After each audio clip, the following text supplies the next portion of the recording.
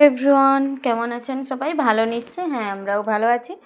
তো আজকে রবিবার, এই সন্ধ্যে না, ঠিক রাতেই হয়ে গেছে, প্রায় ওই 9টার কাছাকাছি। তো আমরা এখন রেডি হচ্ছি, কেননা একটু ডিমার্ট যাব কিছু মাসকাবারি বাজার নিতে। তো তিথিও এখানে চলে এসছে। আমাদের যাওয়ার কথা ছিল আসলে সন্ধ্যের দিকে, 6টার দিকে, কিন্তু ওর বাবা বাড়িতে এক কথা বলে, বাইরে বেরিয়ে গেলে আর এক কথা চেঞ্জ হয়ে যায়। তো 6টার সময় কাজ মিটিয়ে মোটামুটি জানতাম 8টার দিকে চলে যাব কি 7টার দিকে চলে যাব, কিন্তু যখন যাওয়ার সময় হয় তখন কল করতে বললো যে না, আমরা যাব 9টার সময়। তাই ভাবলাম 9টার সময় যখন এতই লেট হবে তাহলে বরঞ্চ রান্নাটা করে নিই।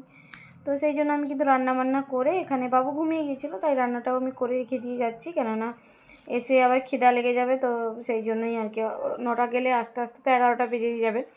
তো সেই জন্য বাবু ঘুমোচ্ছিলো, আমি রান্নাটা কমপ্লিট করে নিয়েছি। তারপরে এই যে ওকে রেডি করে নিয়ে বেরিয়ে পড়েছি আমরা। তিথিও ততক্ষণে চলে এসছে, কেন ও 8:30টার দিকে বাড়ি চলে আসে, আর রবিবার ছিল সেই জন্য একটু তাড়াতাড়ি চলে আসে, না হলে 9টা বেজে যায় আস্তে আস্তে। তো এখানে আমরা তারপরে পৌঁছে গেছি ডিমার্টে। মাসকাবারি কিছু বাজার নেওয়ার ছিল, নেওয়া শুরুও করে দিয়েছি।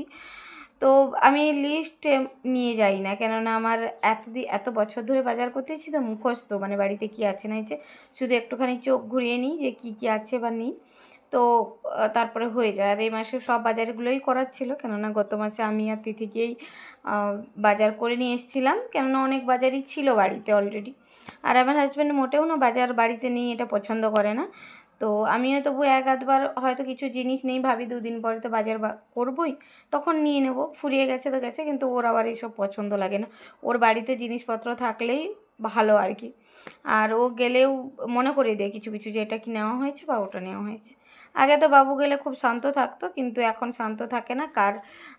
কাউকে কোনো পছন্দ হলে একটু কথা বলে, তারপরে দেখায়। যেহেতু ছোটো বাচ্চা, বুঝতেও পারে না যে কোন জিনিসটা নিতে হবে কোন জিনিসটা নিতে হবে না, তাই খালি মশলার ডিবা বা এই চাল গম ধরেই বল দিচ্ছে যে এইটা নেব বা ওইটা নেব।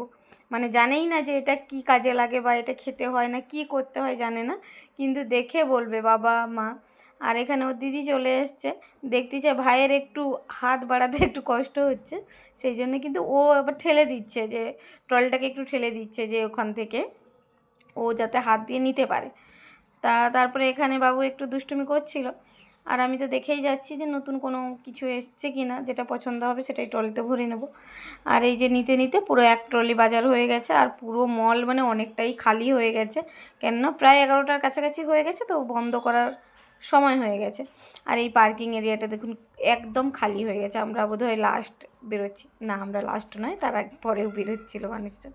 তো এখানে আমি রান্না করে রেখে দিয়ে গিয়েছিলাম ঝিঙ্গে আলু পোস্ত। এতে আমি লঙ্কা দিইনি, মানে গোটা গোটা লঙ্কা দিয়েছিলাম যাতে বাবুকেও খাওয়াতে পারি। একদম সামান্য তেল দিয়ে আমি করেছি, কিন্তু খাবারটা ভীষণ টেস্টি হয়েছিল।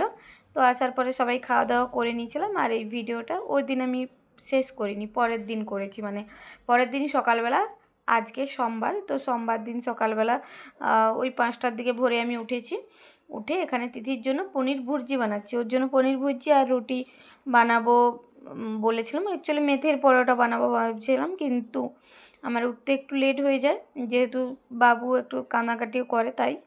তো সেই জন্য এখানে দেখুন প্রথমে আমি তেলের উপরে একটু জিরা দিয়ে দিয়েছি, তার সাথে ধনে গুঁড়ো, জিরে গুঁড়ো আর লঙ্কা গুঁড়ো দিয়ে দিয়েছি তেলের উপরে, একটু শুকিয়ে যেতে টমেটো দিয়ে দিয়েছি। তারপরে এই যে নেড়ে নিয়েছিলাম, এরকম ঝুড়ো ঝুড়ো হবে।